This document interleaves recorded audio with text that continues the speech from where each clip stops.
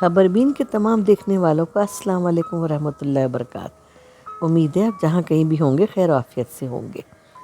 محترم ناظرین، ہم آپ کے لیے سعودی عرب کی تازہ ترین موسمی صورتحال سے متعلق ایک تازہ ترین نیوز اپڈیٹ کے ساتھ حاضر خدمت ہیں، جو سعودی عرب میں مقیم افراد کے علاوہ بیرون ملک سے عمرے کی ادائیگی یا کسی دوسرے کام سے سعودی عرب جانے والوں کے لیے بہت مفید معلومات ثابت ہوگی۔ سعودی محکمہ شہر دفاع نے بدھ سے جمعے تک مملکت کے بیشتر علاقوں میں گرج چمک اور بارش کے حوالے سے الرٹ جاری کیا ہے۔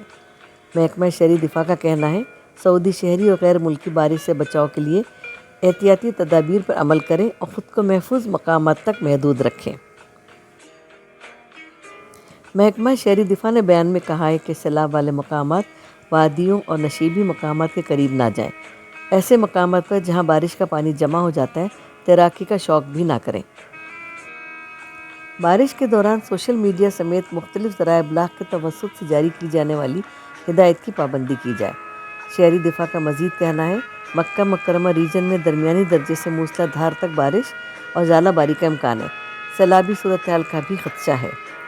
بارش کے ساتھ گرد آلود تیز ہوائیں چلیں گی۔ رابغ اور الکامل میں بھی آندھی اور بارش کی زد میں ہوں گے۔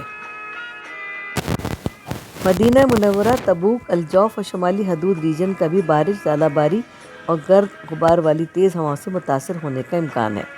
محکمہ شہری دفاع کا کہنا ہے کہ مکہ شہر، جدہ، طائف، الجموم اور اللیث سمیت متعدد کمشنریوں، حائل، باہا، عسیر اور جازان ریجنوں میں گرد آلود تیز ہواؤں کے ساتھ بوندا باندی سے درمیانے درجے تک کی بارش متوقع ہے۔